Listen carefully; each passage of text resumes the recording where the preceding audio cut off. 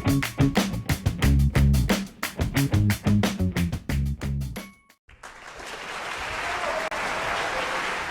going to start my talk with a confession. So, I have a bit of a problem. I have a crippling weakness for shoes. It's become a slight problem. I'm not going to say how many pairs of shoes, but I've managed to collect in the last couple of years more than 20,000 images of shoes, and I can name them. It's a bit of a problem. And I'm not even in therapy. So, I like to put that out there, so whatever happens, we know where all these issues are coming from. Now that that's out of the way, let's get on to heresy. So, 3 years ago, in a riotous state of mind, I moved from Johannesburg to Bloemfontein. And after living here for about a little bit under a year, I was asked at a dinner party, what was my experience of Bloemfontein? My reply has formed basically the basis of what has quickly become an interest in my life. I replied in a single word that my experience of Bloemfontein was fear. I was afraid of Bloemfontein. Coming from a mining town, Mzansi, that sounds a little bit odd. I mean, what happens in Joburg is quite radical sometimes. But my response of fear in that moment was not a fear of Bloemfontein itself.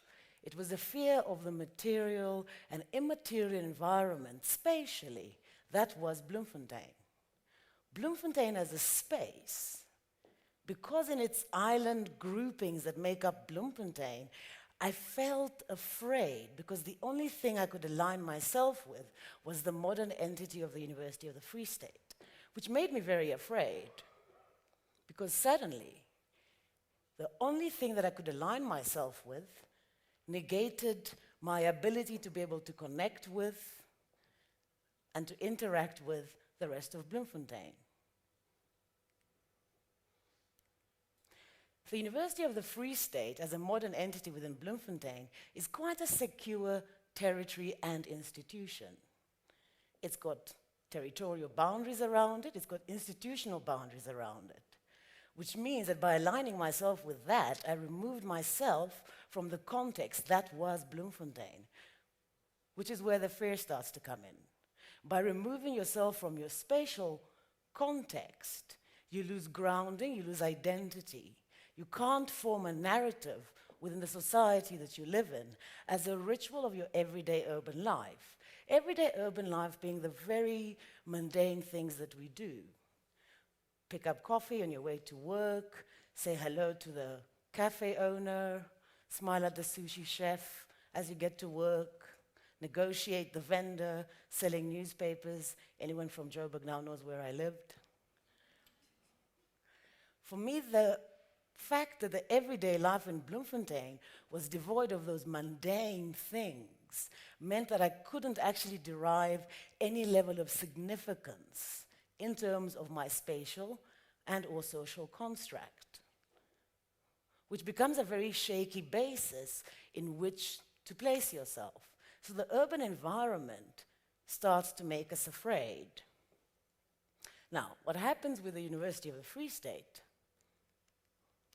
is that by being a territory and an institution, I would like to make a proposal that we need to start reading space differently. Space isn't merely what we see and what is represented by the buildings around us.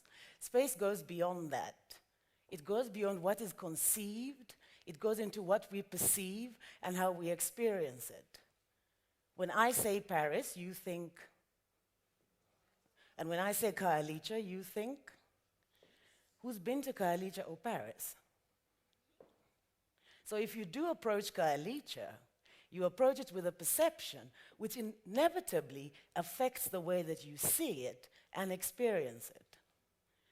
So it's a predetermination of a space that you haven't seen and been to, and as you approach it, the perception already governs how you negotiate that space.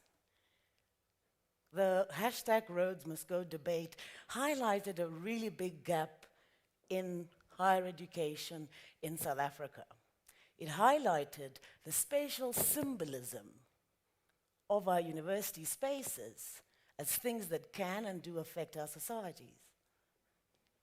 Pre-1994, in South Africa, the influence and importance of space as a determinant of social structure was instrumental. Post-1994, the power and influence of space has been marginalized and limited to modern concepts of growth and development. Post-1994, we see growth and development as the next townhouse complex, the next commercial institutional development. They develop pretty much more often than not on the premise of safety, security, or lifestyle. What are we doing to our urban environments?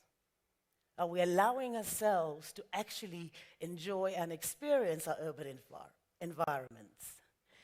For me, the urban environment is a very interesting place. And I like to think of urbanity as ritual. You get up in the morning, you do something every day. That ritual is what ties all of us together as a society into a social structure. If you break down that ritual, you break down the social structure. If you break down the social structure, you can't have transformation. For us to transform our spaces, our societies, we need to start transforming our spaces. Okay. I'll go back to the University of the Free State. So what happens when an entity, through its territorial segregation, embedded within institutional homogeneity, carries on? Victims and beneficiaries start to become minorities because that territory, through its institutionalization, ceases to connect to and become a part of broader society. So society starts to change, institution also changes, but it doesn't really affect the society around it. The two cease to have a relationship. Let's go back to the idea of the university space. Where does the biggest influence on, say, the next generation come from? Within the higher education discourse in South Africa, the assumption is, rightly or wrongly, it comes out of the university space. What happens when university space ceases to become part of our society? We have the Roads Must Go debate. So you start to develop rebellious actions within these enclaves, which are basically differentiated social and spatial structures. So within an already malignant urban environment, you create these black holes that do not contribute to the way that we see and understand space. And this is what starts to happen. Eventually, you have a whole series of this kind of insular identities coming up. And what that does within the broader society is that you start to splinter your cities. When you start to splinter your cities, you continually splinter your society by default. As you splinter your society, you cannot effect transformation. I'm proposing there must be a new way of looking at space. A new way of looking at space that allows for us to be able to investigate how we live in the cities that we do, how we function, how we move.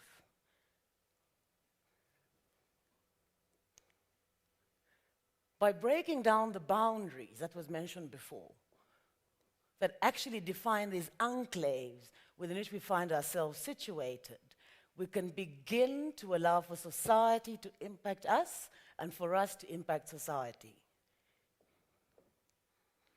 I propose that instead of having the university space like a fortified city on a hill, a symbol of wisdom and balance and good life, let's rather have a university space that is representative of the society that we live in.